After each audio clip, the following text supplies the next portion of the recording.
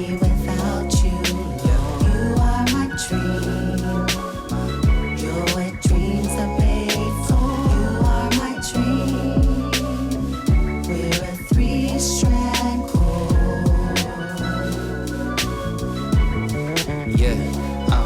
Yeah. Can you feel the rhythm of the soul? That's the heartbeats, let's go. Dive in with its riches untold. Let the greatest love story unfold. And yeah, all I know, I can't fall back. God pinned the format, officiated the first wedding and all that. So I'm all strapped with love stories that recall back times we made it to the light when it looked all black. Hashtag relationship goals. Let's go where God wants us to go. We ain't gotta drive, it's just score that's outside. In His grace we can fly, there's really no downside. Can we dance to His heartbeat? Be quiet when His heart speaks. Come on, be honest when our heart meets.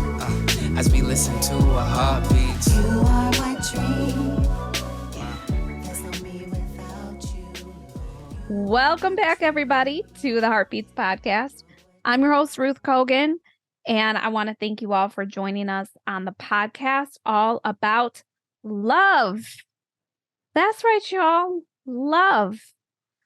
Most importantly, though, the love God has for us as demonstrated in how He brings two people together for marriage and how He's loving upon His singles. And our episode today, listen, I purposely put right before Valentine's Day. So if you're listening to this on the day it came out, on February 13th, that was strategic. If you're listening to this a year from now, okay, well, just know I wanted it right by Valentine's Day because my friends, Brenda and Rick Redner, their story is so beautiful.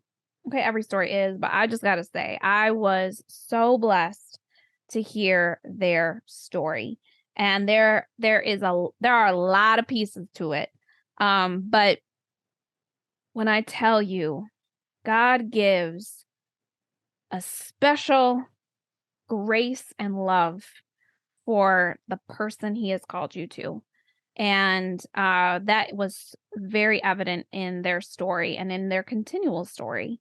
So I'm going to leave it there. Those are the details you need to know. But listen, as you hear their story, I want you to pay attention to what is sticking out to you as you hear it. What are the details that are popping up in your brain like, okay. Around here, we call that your heartbeat. All right, which are what are the things God is speaking to you through their story. All right, I say this often, but stories are like sermons that they demonstrate and illustrate in a very powerful way the realities and truth of who God is and what He loves to do for His people. He loves you. I mean, I gotta say this and emphasize this on Valentine's Day of all days. He loves you. He loves me. And if you knew how much He was willing to bend over backwards for you, He loves you. And I just pray that as you hear their story, your faith will be encouraged, your hope stirred in Christ. Okay? He is your sure foundation. He loves you and He wants to show up for you. And I hope you are sharing your stories with others as well to encourage them. So let's get right to it. Let's meet the Redners. All right, Rick and Brenda, welcome to the Heartbeats podcast. Thank you. Thank you very much. We're happy to be here. Awesome. Oh, there you go. Perfect. Well, I'm excited to have you on here. From my understanding, you guys are friends, old college friends from my parents. By old, I didn't mean old like you're old. I just mean like it's been, a while since college. So there you go. I've reached an age where I can no longer deny that I'm old. Last year, I think it was last year when I reached it. But young in heart, I can. Okay, I thank you for that. There we are. Yes. Amazing. Well, Rick and Brenda, can you tell us a little bit about yourselves? Yes. I'd like to just share that I really feel that God has just worked in our lives to be people to want to love other people Mm, and to include them in whatever situation they're going through and whatever situation he puts us in with them. And we've been through a lot of different things in our life mm, that has been hard and difficult. And he just uses us to comfort others as we had been comforted. mm. And so I just wanted to share that about That's us. beautiful. Yeah. Thank you. Yeah. Thank you. And you guys are living in California, right? We live in California. We've been here, gosh, we left many, many decades ago, three, almost 4 decades. Wow. Michigan, Yeah. right?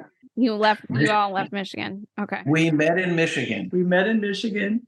I Hey. was working at a respite center. It was a new center that I love starting new programs. This was a new mental health program, and we needed social workers. And he was one of the guys who wanted to be interviewed. And so we did, and I hired him. Oh, okay. Well, there you go. Well, now, so when you hired him, what was going on with each of you at that time? Like, were you looking for a I get the question. You want to go first or me? I had, in the summer, my wife and I had separated. Mm, We were in process of divorce, and I spent the summer in New York, where I'm from, earning money so that I'd be able to afford my last year of graduate school, which I didn't earn enough, which is why I ended up applying for a job at the respite center where she hired me. So when we met, I was not interested in a relationship because I was mm, separated and a right. divorce was pending. So the last thing I wanted was a serious relationship at that Sure. period of my life. And for me, I had been involved, with being with the group at Michigan State and University Reformed Church. And we just had a wonderful friendship, and I was learning and growing there. But I wasn't doing well with connecting with any of the men. And so that was frustrating and hurtful and confusing. Um, and so I was kind of in a place of, I didn't know, maybe God wanted me to be single. And so it happened to be that there was a conference that was put on by the church for singles and learning if that was the way God was calling you. Mm, So I went to that, and I ended up being very comfortable then, more at ease, yeah, more myself. I was able to learn, not to be so anxious about the whole deal. sure. So that really helped. And then it opened me up, it just seemed like there were more men in my life than ever at that time. It was one of Interesting. those things Yeah. where it's like, whoa, where did this all happen? I didn't get it. But I think of myself, I look at myself of what was going on for me that I couldn't connect with people. And I had a lot of baggage from my younger years that I had to go through and examine myself, which I hadn't really done before. So part of that was also going on at the time. I was learning that I was kind of loving, but at a distance, putting my arm out, saying, no, no, no. So there was a lot that I had to learn. Sure. Sure. So so there's two things I heard here. It sounds like, Rick, for you, that God used your low funds which a lot of people would see as maybe a bit of a crisis, to get you to a job situation where you would meet your wife. So I'm just, redemptive I never right looked there. at it that way before. I guess because in that time in my life, I had no belief in God. Sure. So that wasn't how you were seeing it. No, not at all. And Yeah. and looking back, I never thought of it that way. So thank you. That was a gift. Just saying that. God will sometimes use the things that were like, this is painful and tough, and why am I going through this, and bring beauty from it. But and it sounds like too, for you, Brenda, that God was taking you through a period of healing, or Yes, definitely. yes. Okay. Awesome. Well, I need to tell you something about that, though, because I would never in my life would I have asked Brenda out. I thought she was, what did I say, at least 15 pay grades above me at the time. And she was the last person that I would think of even asking out. I just assumed she had multiple boyfriends and could choose anybody she wanted. But the reason I asked her out is someone had told me that she attended a singles conference. And I said, that means she's probably not involved with someone. Mm. And maybe she's not enjoying being single. So it might be safe to ask her out. So because she attended that conference, I had the guts to ask her on our first date. Oh my gosh, I'm processing that for a second. That's hysterical. Right? Wow. So I have to say, so I want to come back to that, Rick, actually, but I want to just kind of track your story here. So you end up hiring Rick on at work. Yes. And were you interacting, was your line of work where you interacted a lot with one another? Like, how did you all get to the point where you even getting to know one another? We had team meetings where all the members of the team. I'm an RN. He was the social worker. We had a psychologist. We had psychiatrists. The whole team came together for the clients that we were working with one day a week. And so that I think we saw each other there. But only like we transferred care from one shift to another. The other. She was working day shift and I was working night shift. Oh, interesting. So we would have a meeting and she would kind of report to me and tell me who was recently admitted, who's on the unit, what's happening, what we had to do for each client, kind of thing. Yeah. So that's how we interacted initially. And how did you, Rick, get to a point where you're like, I want to ask this girl out? I mean, you mentioned the singles conference, but at what point did you start looking at her in a different way? Until I did not, until I heard she went to a singles conference. As I said, I thought she was at least 15 pay grades above me. And I had no intentions of asking her out at all until I heard about the conference. You had some desires, though, in your heart, what you were looking for at that time. Well, we'll talk about that after. So when you saw Rick, was there any initial attraction for you, Brenda, or? I thought, he's a nice looking guy. I didn't know anything about him. And, at first we didn't really interact that much. Did we? No, we did not. I was trying to remember, like, were there glances, was there some clue? No, not from me. No, so I don't think he did. Yeah. So how long? Oh, sorry. Go ahead, Brenda. Yeah, I don't think he did those kind of things. That at least I thought that if he did, I didn't notice him. No, I didn't. So that wasn't happening. So how long did it take for that? How long did it take for you to know or find out about this singles conference? Because I started the program in August, and you were hired probably within a few weeks. So it had to be September, end of September. And I think we dated in October, right? Mm-hmm. So maybe our first date was so. So it wasn't long. So you, Rick, just didn't even think about it because you assumed.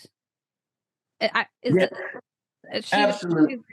She's just above me, so I won't even. Exactly.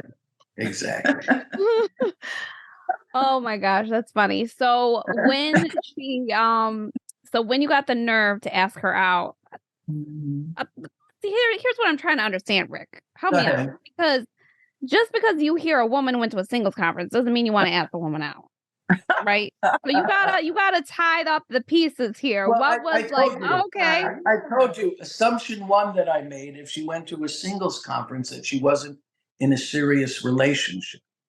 Otherwise, you wouldn't be going to a singles conference.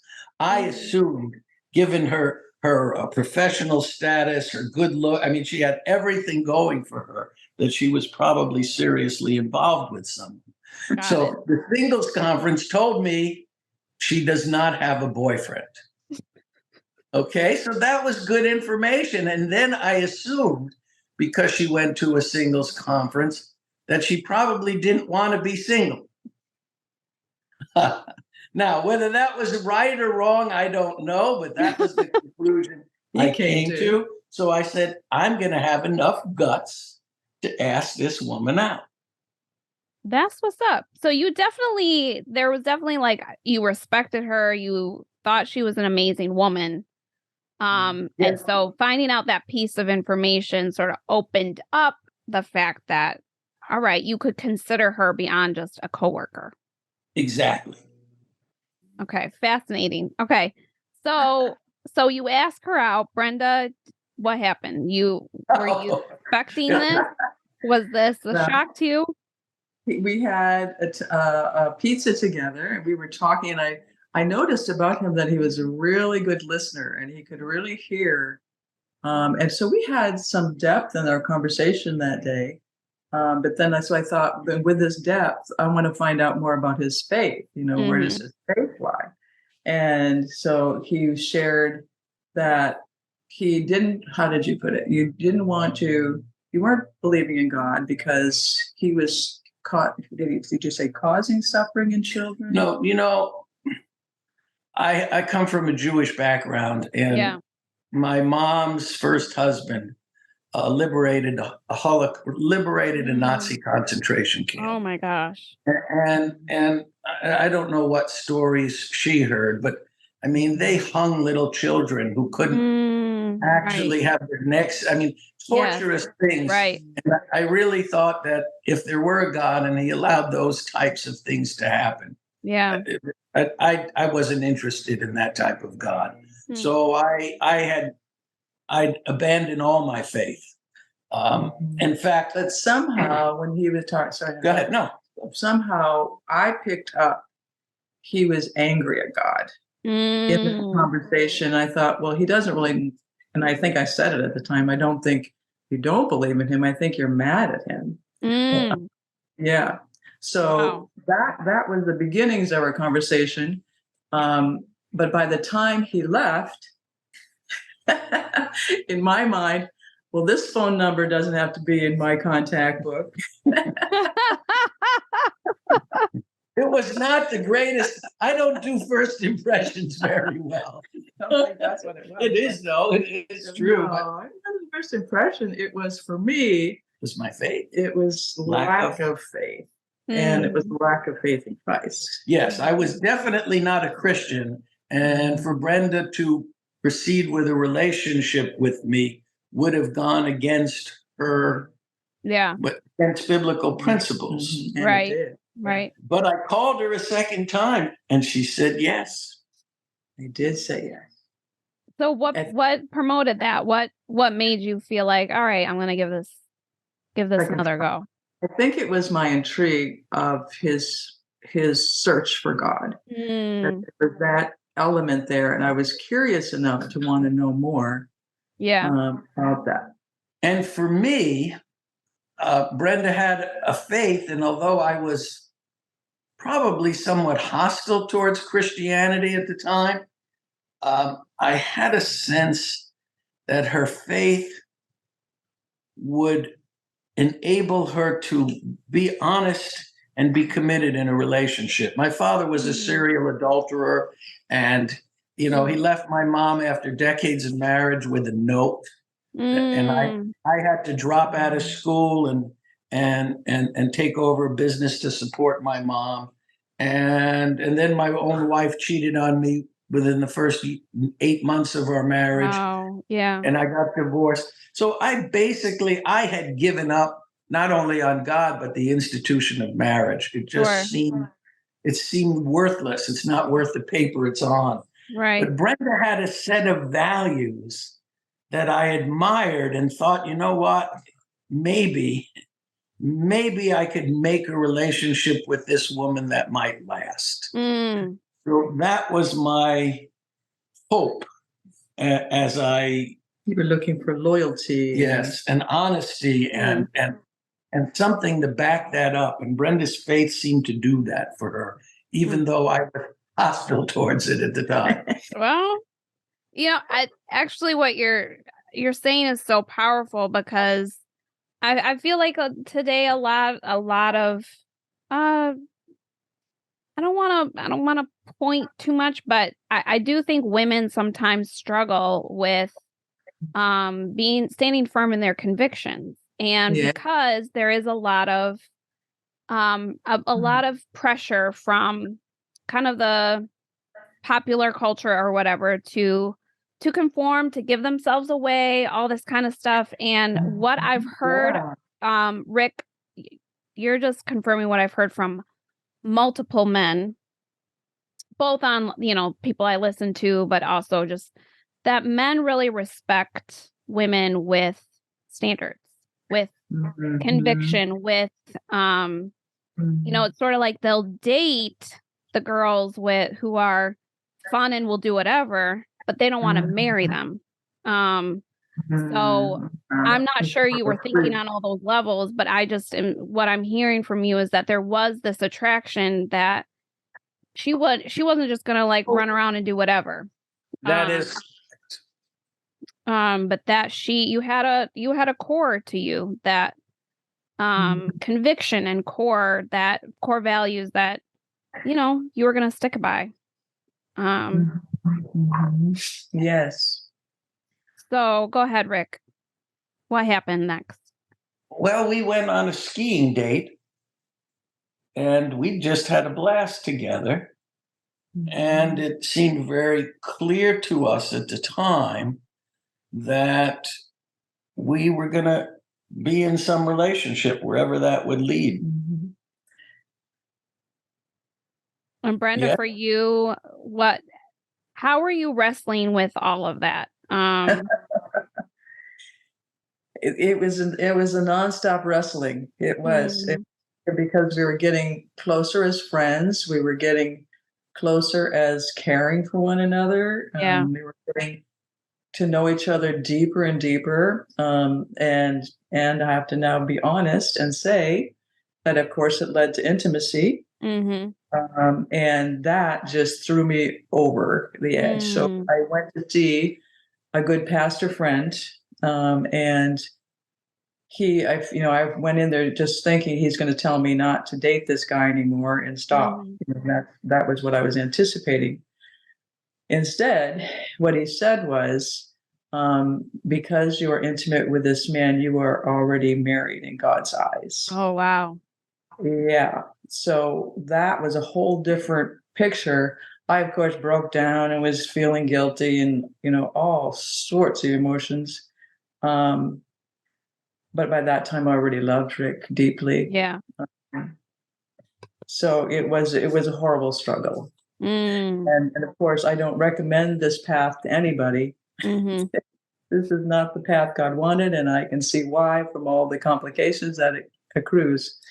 Because when Brenda married me, she violated another biblical principle. She married someone who was not Christian.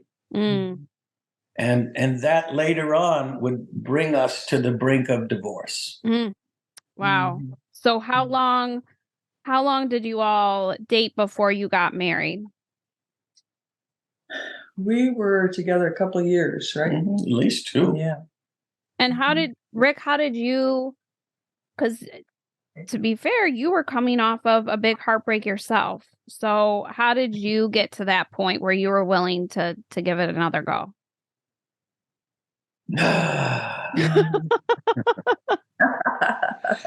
Again, it was her faith, but the impact of my cynicism towards marriage lasted years until we passed the 2-decade point where I was married longer than my father and mother. Wow. It took me 20 years to exhale in our relationship. Wow. My goodness. So let's talk about that. You all get married, and you all take over? How did you all did it, how did you all work through that? How did God bring, because that's not where you're at now, Rick, right? No, it was interesting because again, we met with other pastors too, and we were trying to figure out, okay, we're getting married, and what about the Jewishness? Because by that time, he was really in. I mean, this guy knows so much about. He was in Hebrew school. He had all the Old Testament knowledge that was incredible.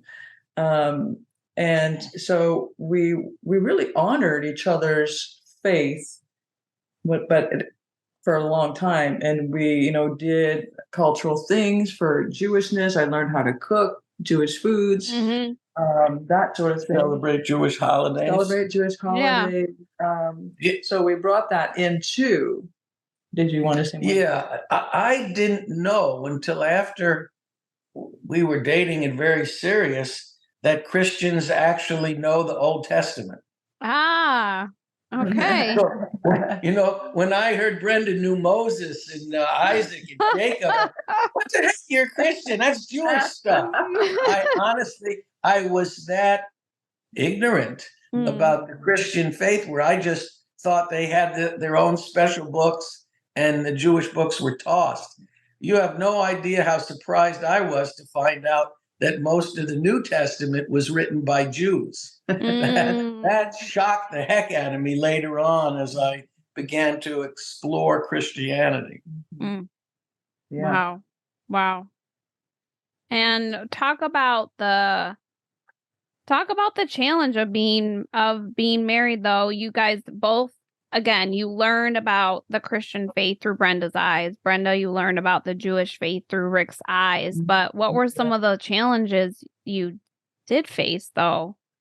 I think that, the first challenge, big, was I really didn't care what Brenda believed as long as she left me alone and she could go to church and do what she wanted. Do her thing, do her thing, and we were fine with that. And Brenda always said to me, what would it take for you to believe in God? And I said, it would take a miracle. And she said, okay, name it. And I said, if my van would levitate off my driveway, that's what I would need. And since that's not going to happen, I'm not going to believe. But then I was in the birthing room when she gave birth to our first son. And I said, "Oh my!" This was the crisis. This began our crisis, because at that point I said, "Oh my God, I have just witnessed a miracle. Birth is a miracle." And all of a sudden, instead of counting fingers and toes, I said, "Moses really existed. Passover really happened. God is the God of Abraham, Isaac, and the whole New Testament, Old Testament, which I knew, which I thought was fictional, it is now real, and it actually happened." And at that point, my Jewishness became more than simply a cultural identification. I became a Jew again. And then, of course, you find out that Brenda's faith means that I was probably going to hell. And at some point, Brenda wanted to take Ryan to church for the first time. And I was so adamant about my son learning about Christianity. I remember screaming at the top of my lungs to make an impression on Brenda, the name Jesus will never be mentioned in our home ever again. And I got so desperate, I was actually thinking of breaking up our marriage, kidnapping our son, and moving to Canada. So Brenda couldn't indoctrinate him in the Christian faith. So I would call that a marital crisis. Yep. Sounds like one. Yes. It definitely was. Oh my goodness, Brenda, what was going on for you at that time? Like, were you praying for Rick? Were you seeking out? Like, what was? Go ahead. What was your process? Yeah, I was praying for him all along that he would become a believer in Christ. And I really felt called to love him, just love him. And not preach to me. And not preach to you at all. Yeah. And I think certainly it scared me, and I was alone where I wouldn't have been alone if I was with someone in faith. So that's another Right. reason to do it. But I think that when he said that I don't want Jesus' name spoken, I said, okay, that's fine. I'll just pray quietly. I don't have to say out loud. So I did my own thing. But of course, then we really needed to figure out what faith are we raising this child in? Right. All the arguments that come with that. Oh gosh, yes. So we sought help with that. But you want to share what then happened? No, it occurs to me we passed our first crisis of whether we were going to stay together. At some point, I want to get back to that. My trip to Ludington. Oh, We missed the phase, but let's process this one, and then I want to go backwards for Absolutely. a bit. A friend of mine told me that he asked me if I'd ever read the New Testament. Best friend, he was their best man at our wedding. And I said, no, I've never read it. And he said, don't you think you should read it before you split up your family? Wow. You're about to split up your family over something you've never even looked at. Why don't you open up a Bible and look inside? So he was telling me he was doing this because he wanted to prove me wrong. That's right. When I began this journey, I thought, this is how Brenda's faith is going to be turned upside down, inside out. I was convinced that I was going to prove wrong. And of course, you start with the book of Matthew, which was written for Jews. Yeah. And every Old Testament quote that I found absolutely shocked me. And I'd have to go back and say, this can't be true. This can't be. And I'd keep going back and finding it there, and going back and finding it there, and going back and finding it there, where it really became a crisis to me. I did not, and you have to understand something. In the Jewish faith, believing in Jesus is probably the worst possible thing that can happen to a Jew. Because from Jewish perspective, Christianity is heretical. Right. It's heretical because the Jews believe in one God, and Christians, in essence, at the time, I thought believed in three: God the Father, Right. God the Son, God the Holy Spirit. That in itself was ridiculous to me. That Jesus could be God was impossible to me. So I honestly thought Christianity was a hoax. And even when I first started to believe in this, and it was a real existential crisis, because initially I thought the reason I believed in this is because I played hooky so many times from Hebrew school, and I was vulnerable to being deceived. But then it became apparent that I wasn't being deceived. Wow. And to realize that if everybody you loved didn't believe that the Messiah had come, and the Jewish people missed him, I was almost suicidal. This was too heavy. I did not come to Jesus happily, oh, my sins are forgiven. I came with a catastrophe that the Jewish people missed him. Wow. And that was too heavy a burden. Lord, I can't live with this pain that all my family, all my Jewish friends, everybody throughout history, and it was not a happy conversion for me to believe that Jesus. And when I shared it with the Jewish community, of course, the first thing you do is you start losing Jewish friends. Yeah. Because, like I said, that's probably the worst crime in Jewish life, to become. In fact, from the Jewish standpoint, I'm not Jewish anymore. Right. That I have no right to call myself a Jewish believer. And calling that, and that's a different story, but has gotten me in trouble with the Christian community, because they've always wanted to identify with a denomination. Are you a Methodist? Are you a Baptist? Right. No, I'm none of those things. I'm a Jewish believer. And we've had to leave churches because, and it wasn't that long ago. One pastor told me, said, Rick, you have to choose. You have to choose between being a Christian or a Jew. Ooh. You cannot be both. Mm-mm. And I thought, you know what? Would he say that to Jesus? Oh, Because as right. far as I know, Jesus died Paul? as a Jew. And would he stand there and say, Jesus, you have to choose between being Jewish or a Christian? Right. It was very sad, we had to Oh. leave that church. So being a Jewish believer has been a struggle for us almost our entire marriage. Hmm. Wow. Wow. So that there it is unfortunate. I'm very grateful. I actually had a very good friend in New York who's a Jewish believer. And is currently getting her PhD in Jewish studies. And I've also, her father is the one that converted. So her father is a retired Baptist Baptist pastor. But he was Jewish. He's Jewish. He was raised in a Jewish home, and so they're both. So they have. I'm very thankful for them because they have taught me a lot, and kind of opened my eyes to a lot of those things. But I know she has talked about that frustration of like, and almost that ostracism It too, is.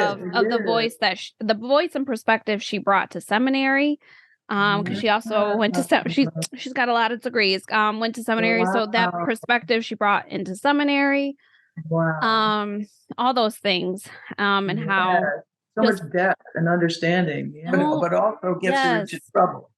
Denomination. Yes, right. Yes. Gets you into trouble, and that the hard part is people thinking that there has to be this separation. Yeah. And it's like the Christian faith sprung from Jewish believers. I mean, that's who. That's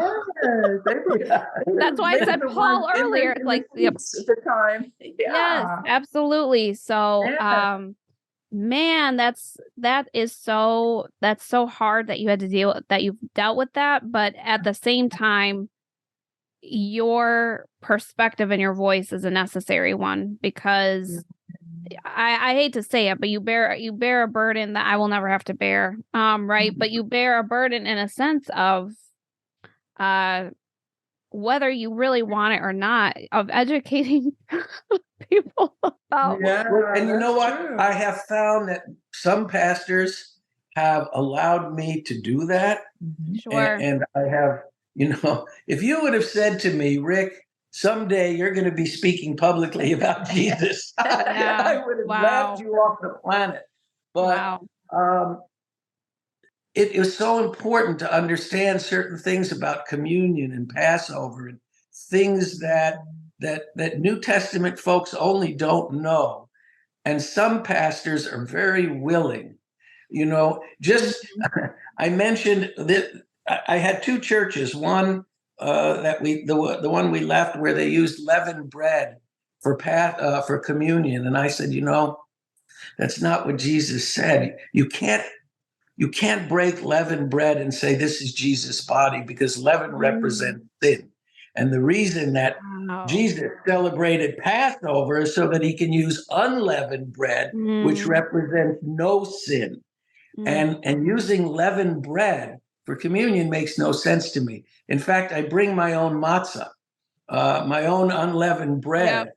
So because I don't want, but when I've told some pastors that, in fact, the church we are now attending, this year they're going to switch to unleavened bread matzah for communion. Yeah, there you go. So when I do speak up and say things that I'm sensitive to because I'm a Jew, and understand that some of the symbols are supposed to be accurate, some pastors are happy to hear that, and some say, sit down and shut up. We're doing this. This is the way we've done it in the past, and this is the way we're going to do it in the future. And you are nothing but a troublemaker. So I get both attitudes. For the first 10, 20 years, we were at a church, and it was so welcoming to his Jewish faith, that piece of his faith. and just let him teach, and we taught classes together, and it was just an amazing grace, truly, that we experienced there. And maybe that was what God was preparing us to have that behind us, to be confident, to try in other churches. Right. It's been interesting the last 10 years or so. There seems to be more negativity toward people of other backgrounds. So the irony for Brenda and I is that when I finally came to faith, it still didn't bring the peace that she would have had if she just married a Christian man at the beginning. It's been a heartache as a non-believer and as a believer. It's been hard on our relationship. Not that Brenda and I have at this point any faith differences, but when I have to leave a church because the pastor says you got to choose, you can't be Jewish, and then even now, tomorrow we're going to a rabbi's house to pick up New York knishes, and this rabbi has a ministry, right? And as much as I identify he's a New York Jew and I'd love to talk to him, I can't tell him I'm a Christian because at that point he will consider me an absolute traitor to the faith, and so you're not. What I'm saying is, I'm an alien in both worlds in some ways. In the Jewish world, I've had friends and family not speak to me anymore because I converted. And then you have Christians who don't think you can be a Jew and be a Christian at the same time. Right. So my end result of this is I would never recommend anybody marrying someone of a different faith. It has been a struggle. And not that you've struggled with me as a believer, but you would have had a much more peaceful life had you married a Christian from the beginning. Yes, but I wouldn't have had. Speak about it, Brenda. Go ahead. What wouldn't you have had? The amazing knowledge of God's love for me and for Rick. And for me, it's a miracle to have seen Rick come from where he came from and watch that process, and be quiet until he asked me to answer questions for him while I was going through that process, and to see where God took him, to accept him and to love him deeply. Yeah, that's beautiful. And I'm curious, did you have any sense that God would work this way in Rick, or was it a complete surprise to you? Looking back, I think I can say that, God wanted me to walk this path with him. When you say him, you mean God or me? Okay, me. So, it's confusing sometimes thinking about that, because obviously I've been instructed not to do this sort of thing. Sure. And felt, just all kind of emotions about being wrong and shameful. And then if I felt shameful, then I would be telling him he was nothing but shame, and so there's all that, just unanswered questions. But on the other hand, I really felt that God wanted me with you. Which makes no biblical sense to me in the moment. Sure. Knowing what I know now, she should have broke up with me back. And I want to go back and tell you the perfect time that should have happened. When I finished graduate school, I wanted to leave Michigan. I had it with winters. I wanted to go to South Carolina or California. And I told Brenda about this, and she said, absolutely not. I need to stay in Michigan. So I packed up my motorcycle one weekend, got a tent out, said, I'm going to Ludington. I need to sort this out, what I'm going to do. Am I leaving or not leaving? And, I couldn't. I'm at home crying my eyes out. Right. You didn't tell me that. That's new information. Boy, the things you learn. Wow. That You might guys were influence- married or No, we were still No, dating. this is dating? Okay. Yeah. Dating. I think every couple has at least one existential crisis that they have to get over that will determine whether they stay together or not. And this was our existential crisis, which is why I wanted to go back in time. I didn't know whether I wanted to stay with Brenda or leave, which was more important to me at the time. And, I got to Ludington, and obviously I couldn't pray for wisdom because I didn't believe in anybody Right. to pray to. So I said, how am I going to figure this out? What guiding principle do I have to help me with this? And it's funny because I don't know if you're familiar with the book called The Prophet by Khalil Gibran. It I've was heard of the author. a very popular book in the 70s. Everybody read it back then. And a quote came to me from The Prophet is about a man who is very religious, leaving a community, and they ask him to speak on various topics, on love, on work, on money. And I remembered a quote from the book that he said about love. And it went like this: think not you can direct the course of love, for if love finds you worthy, love will direct your course. And I said, wow, That's beautiful. that's it. Love, not my desire to go to California or South Carolina. Love has to direct my course. And Brenda wants me to stay in Michigan because she wants to stay in Michigan. I was so excited. This happened at night, and there weren't cell phones. So I had to get on my motorcycle. People are not even going to understand this, but I had to search for a payphone to call her.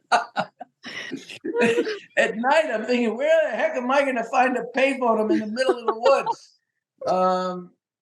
But I did call and said to her, honey, I made up my mind. I'm going to stay in Michigan. And then it wasn't how much later? It wasn't that many months later. Brenda's parents say we're moving to California. What? Yes. Yes. Come with us. Yes. So I said, honey, your parents are moving to California. Would you like to move to California Was I too? ready? Was I ready to move now? Right. She said yes. And I said yes. Wow. Wow. So that's how we got here to California. Yeah. Mm. Mhm.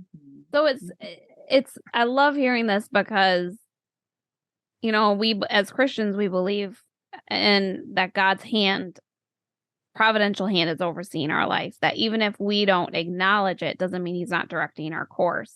Exactly. And so it just I love hearing, Rick, how God was steering your life through a quote from a book, even though you at that time you maybe wouldn't have acknowledged, oh, look at this, thank you, God. But No, Yes. that may be. I didn't acknowledge God, and I have nothing to do with God. right.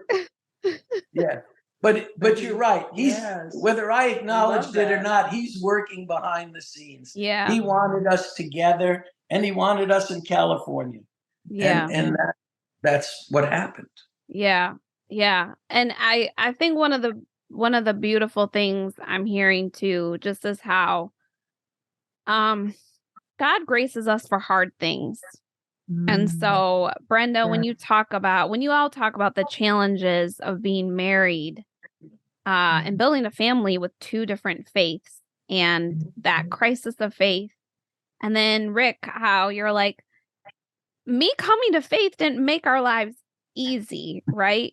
But No. but he really does, he graces us for hard things. And so when, there have been some challenging places, right, God has called me into throughout my life.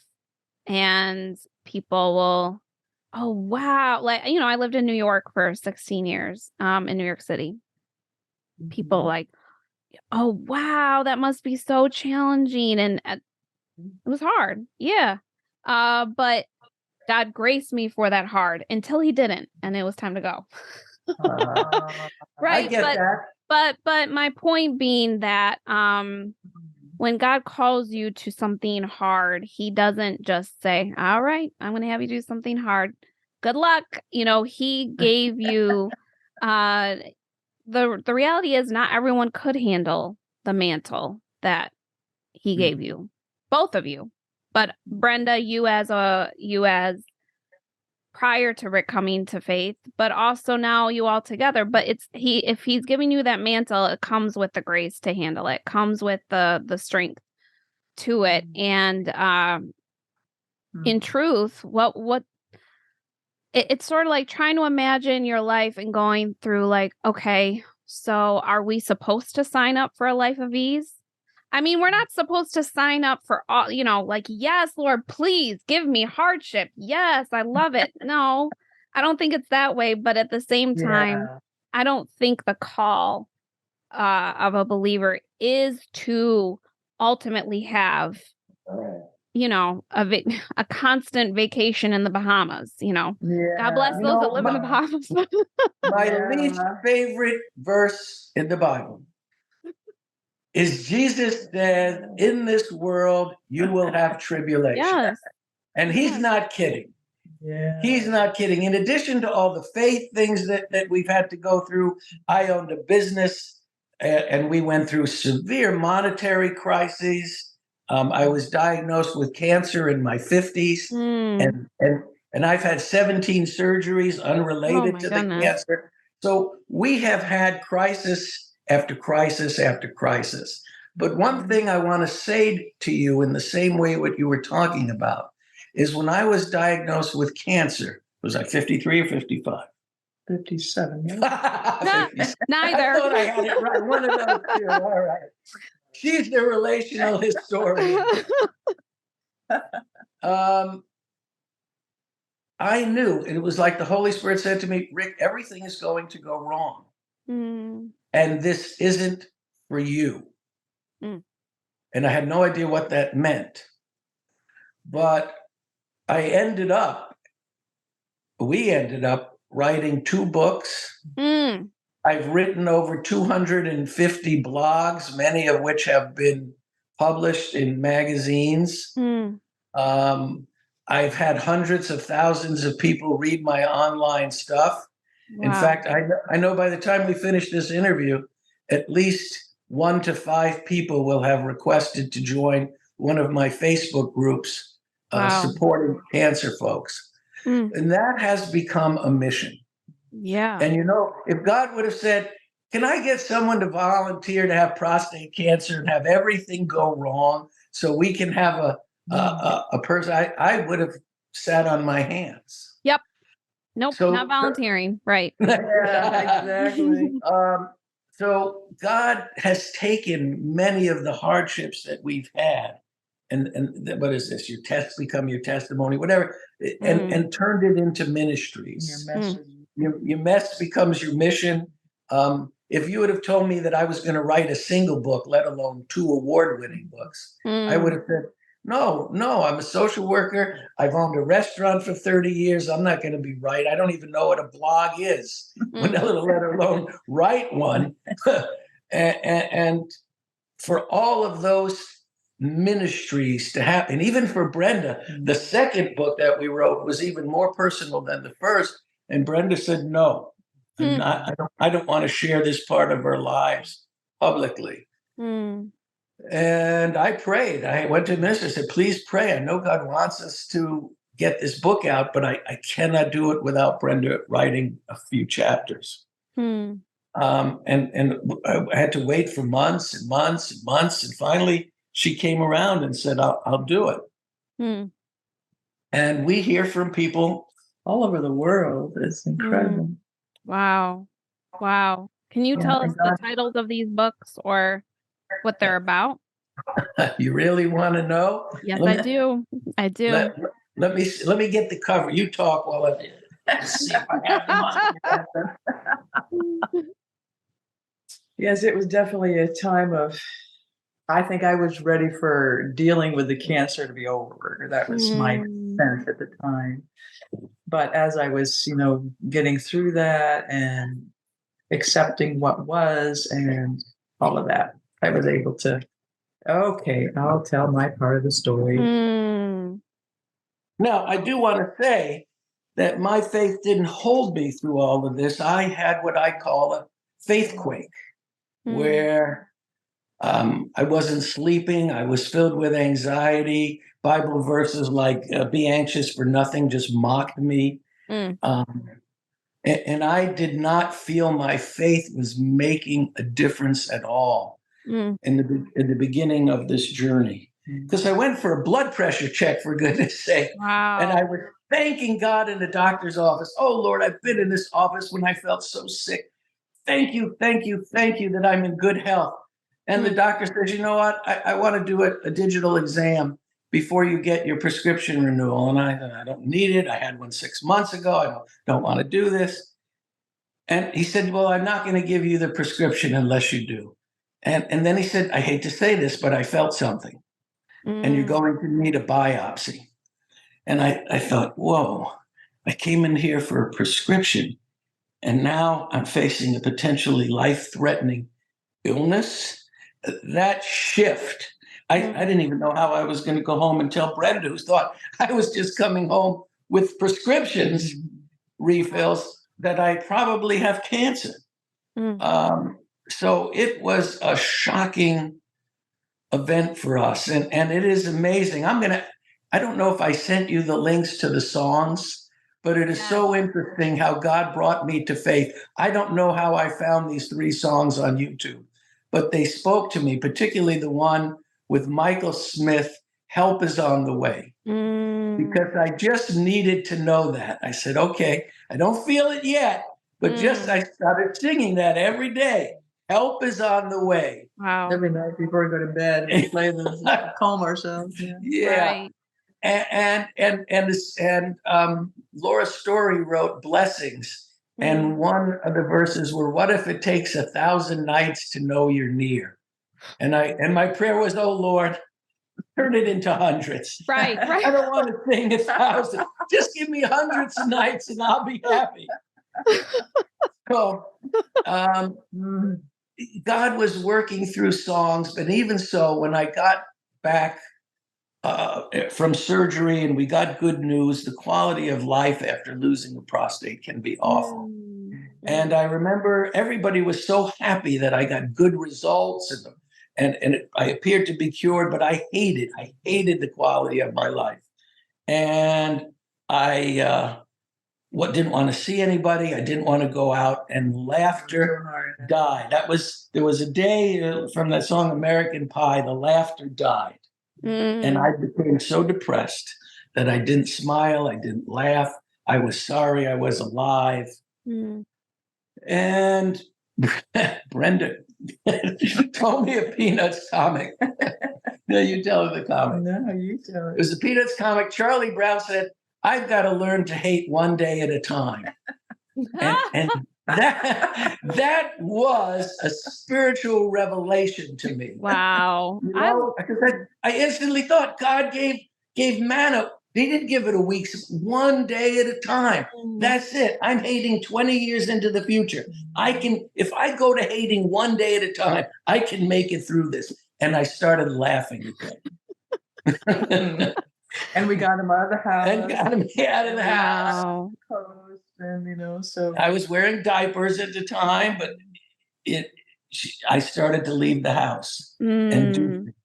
So when I felt called to write a book about cancer, I said to the Lord, this is going to be impossible, and this is why you have to do it. You have to give me a title that's going to make people laugh.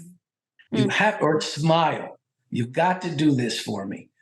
And you may be too young to know the song, but I'm going to show you. This was the title God gave me. I left my prostate in San Francisco. Where's yours? Now, that's from a Tony Bennett song, I Left My Heart in San Francisco. Okay. You're not of the generation who would know that. I mean, I know Tony Bennett, but most of the men with prostate cancer are familiar with the song. wow. And so that was it. I left my and I did leave it in San Francisco. That wasn't Hey. I went to San Francisco. I got my prostate moved at UCSF and donated it for There you a go. science. So and God gave me this vision. He said, Rick, you're going to have men from all over the world, Mm. and you're going to ask these men where they left their prostate, what city, what state, and what country. Mm. And that's exactly what happened. I didn't know how it was going to happen. Wow. But I want to give you the subtitle of this book, Coping with the Emotional, Relational, Sexual, and Spiritual Aspects of Wow. Prostate. Wow. Because Wow. that we went through all of them. Mm. And we failed in them before we succeeded. We had to go to counseling.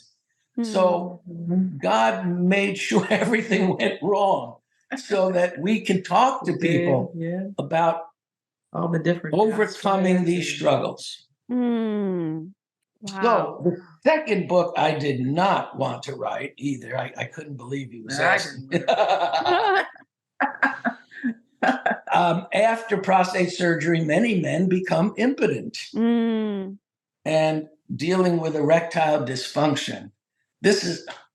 I heard from a woman whose husband had been cured of cancer, and she told me that he committed suicide because he couldn't deal with coping with erectile dysfunction. Mm. And I said, oh my gosh, Lord, another book.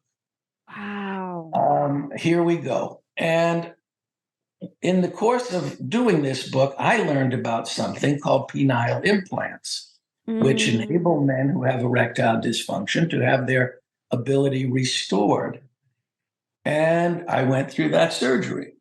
That was 5 years later after my cancer journey.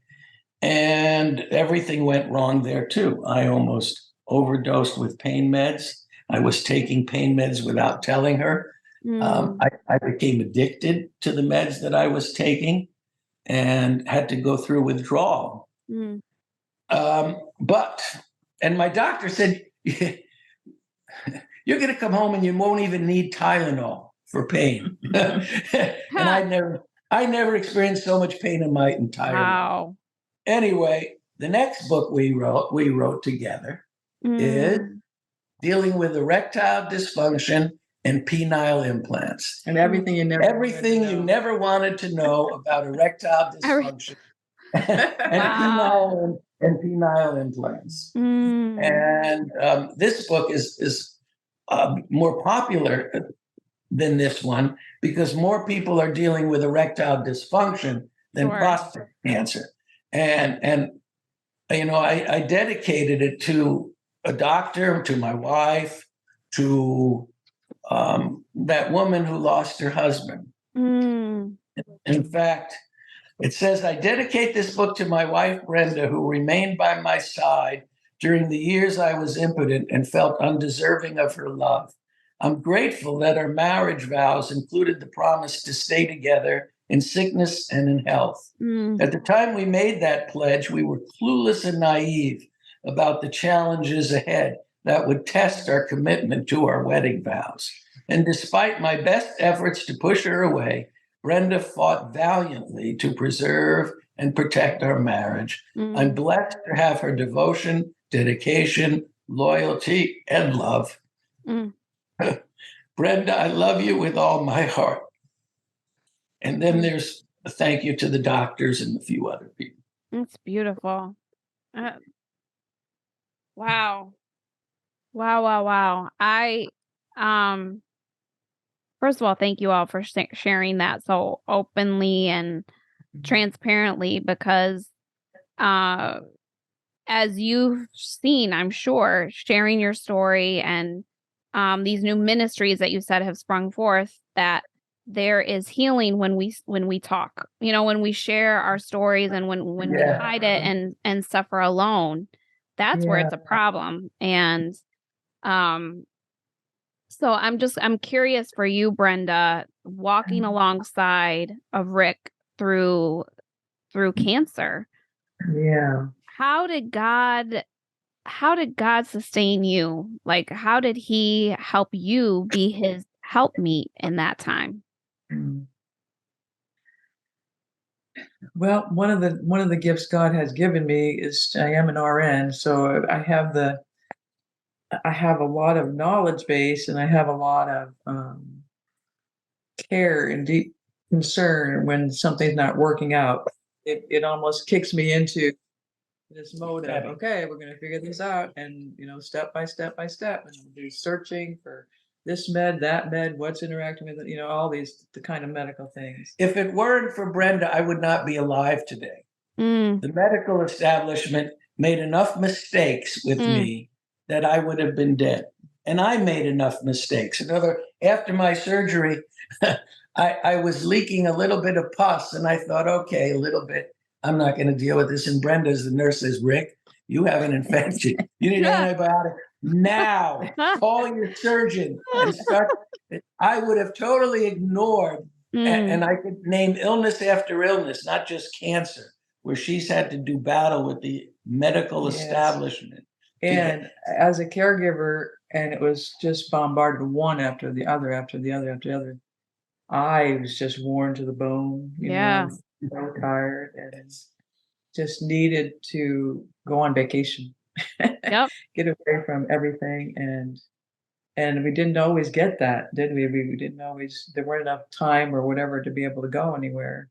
But I look back and I think God brought me Jane, good friends, just really good friends to be able to talk with and cry with. And, we have one friend who she just knows she'll drop something at the door. She's always, she's always doing that, which just means all the world.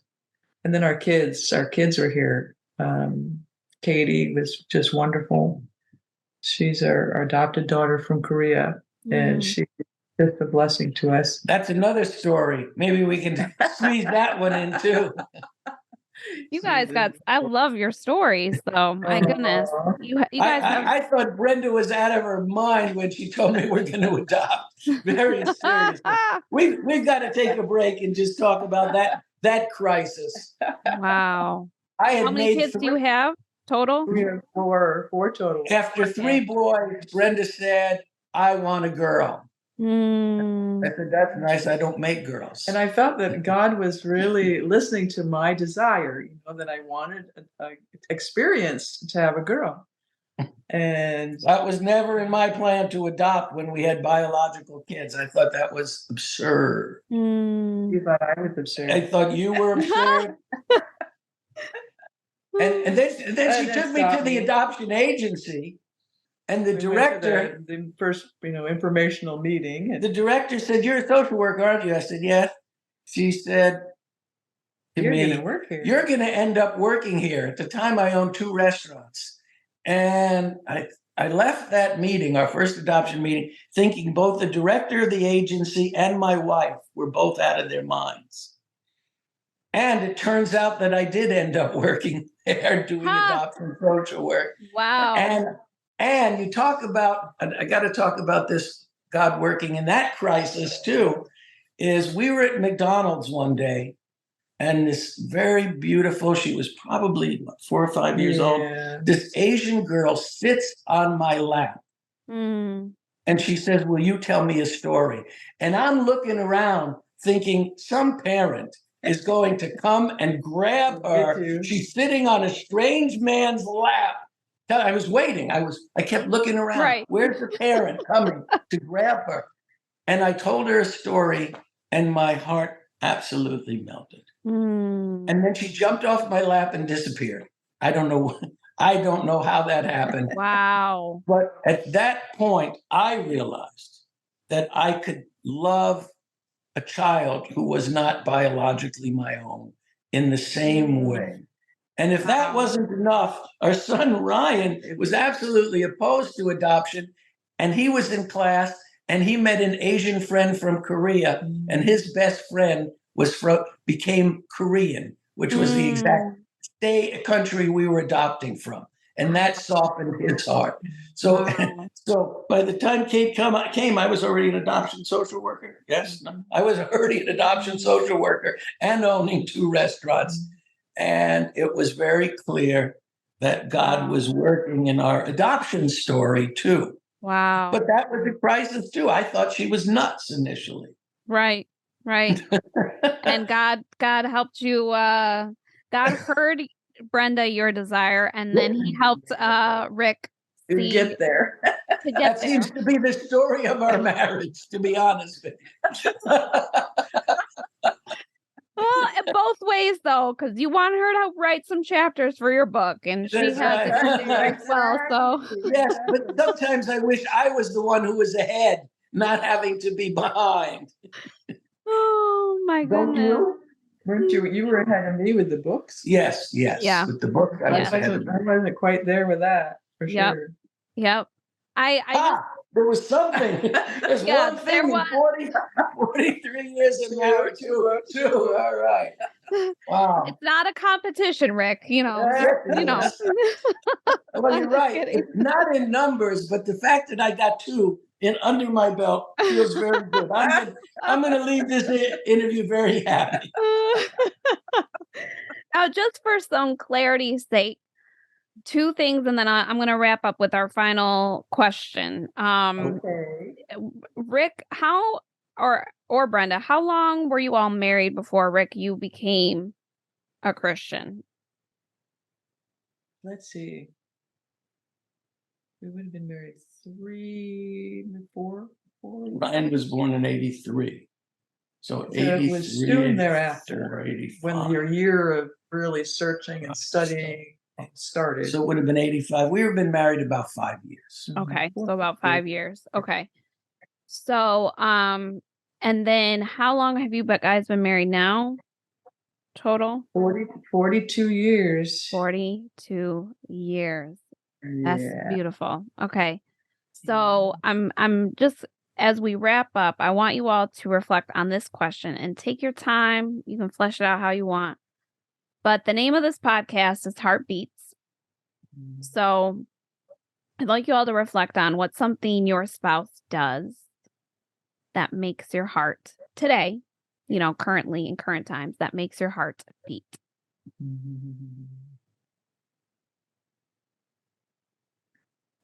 I feel very close to you when you hear something that I'm needing, and then you either physically care for it or emotionally care for it. Good. I love that. This is an adult show. I'm allowed It's to say adult show. You can Adult- say. We've already Okay. talked about your books. So you can say whatever Okay, you want. I'm going to say 2 things. Well, 3. One is the amazing way that you've cared for me, even though you describe me as the worst patient you've ever had in your life.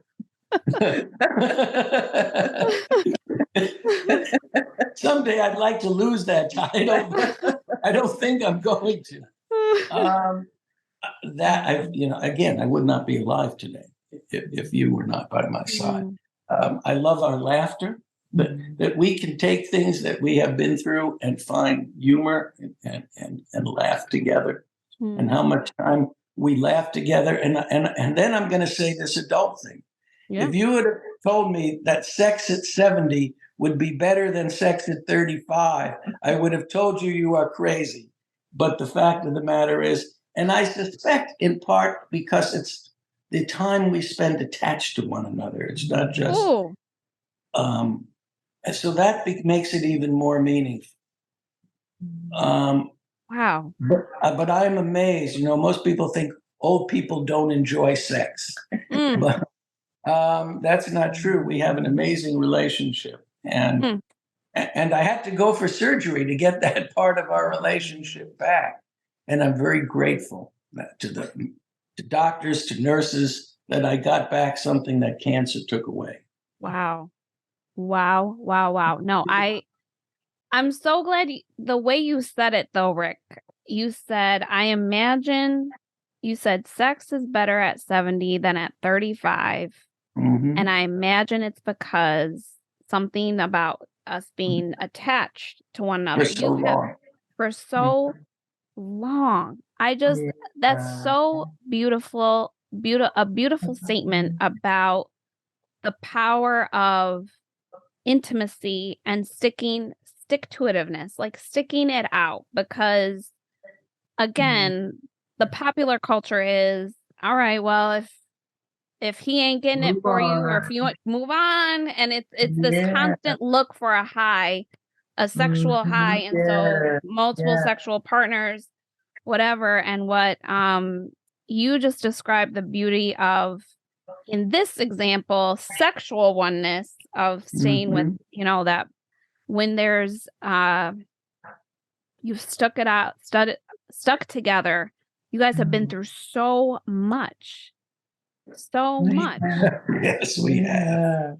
But a beautiful intimacy forms when you stay together, and not just staying together for staying together's sake. It really sounds to me, when I listen to y'all, about you really have fought for one another and fought for your marriage. Yeah. And that is, you know what? It's like Rick, Brenda saying,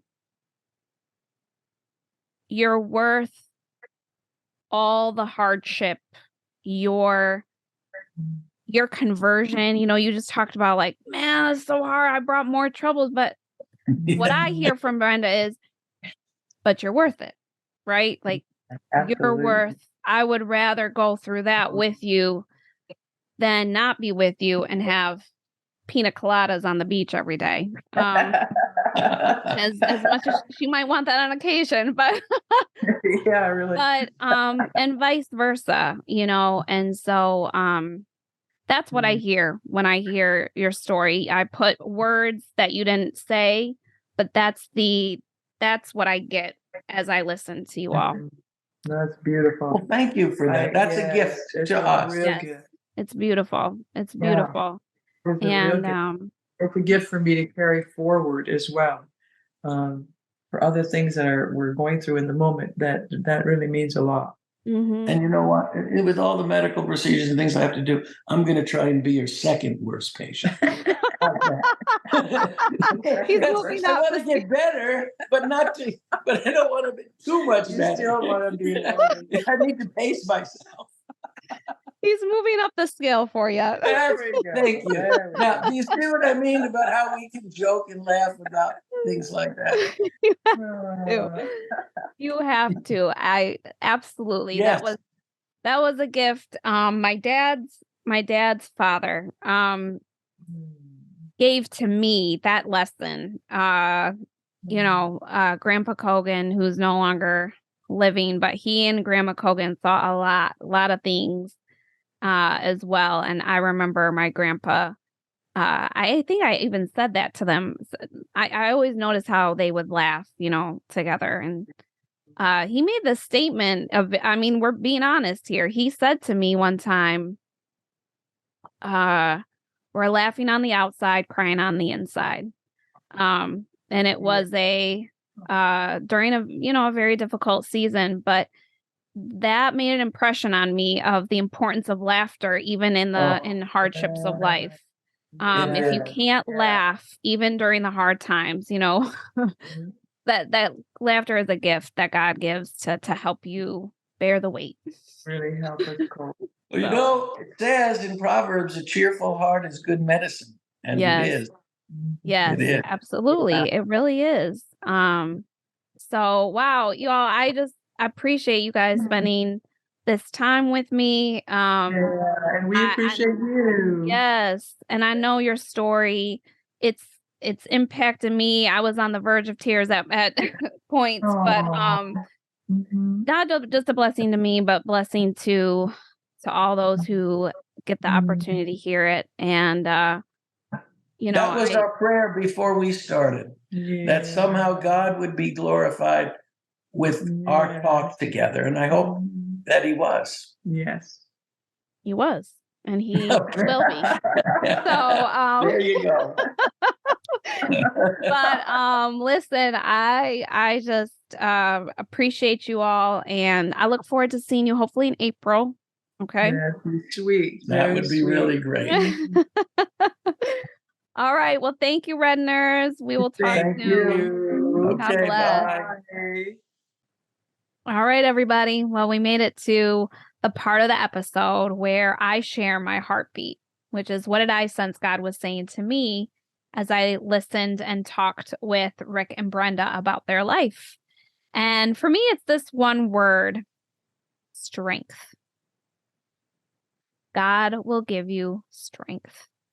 As they shared so many of their stories about cancer and working through their different faith backgrounds as they started their marriage, adoption, just the various things that they have been going through.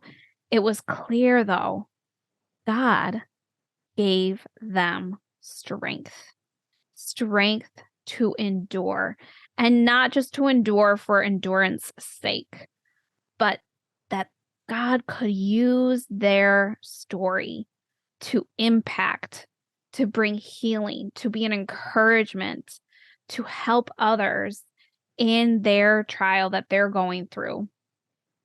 And thank God he doesn't lay them all out ahead of time and tell us, you're going to go through this, and this, because most of us would say, bye, I'm not doing that.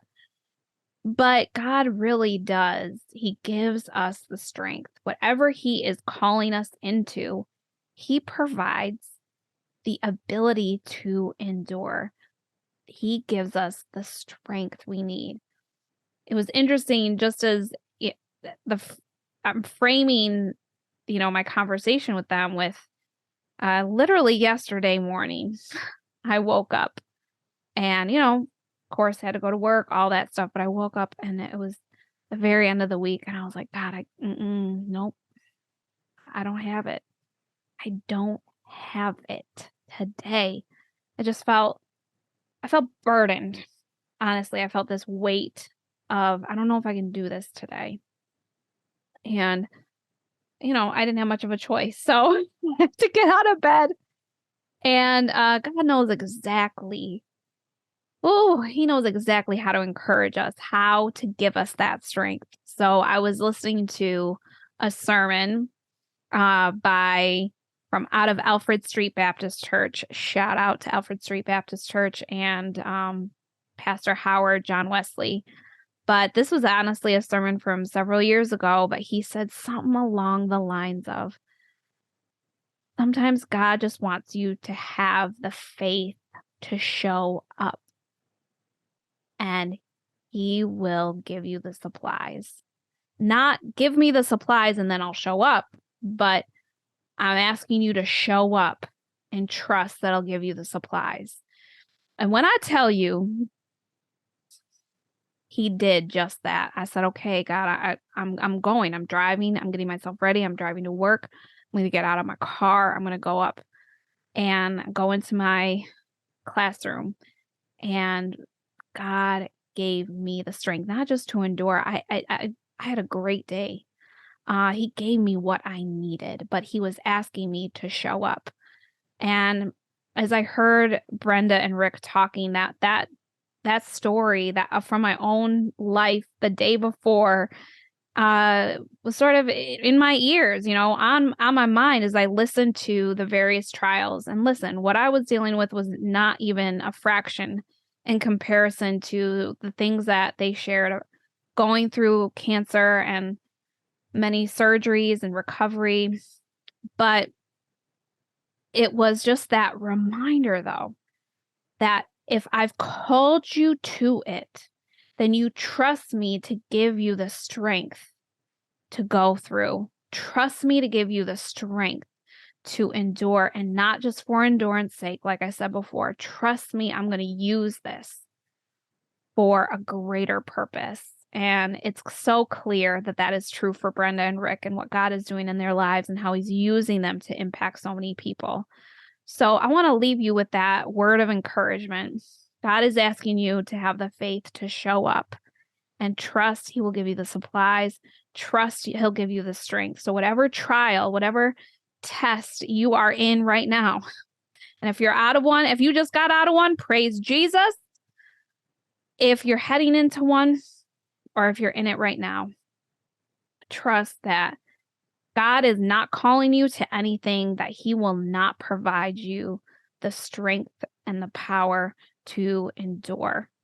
So with that said, have a happy Valentine's Day if that's when or around the time you're listening to this.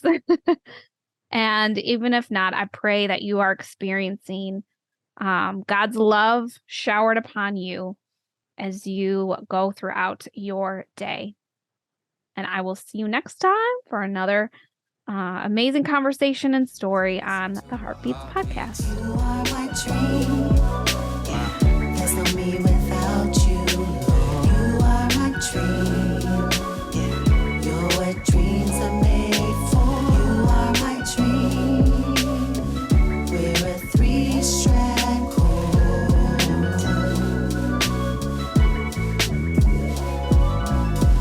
When I saw you, my heart skipped a beat. When I saw you, my heart felt complete. Yeah.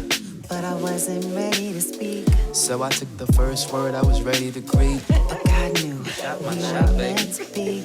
I knew we were meant to be. Yeah. We were meant to be. Yeah.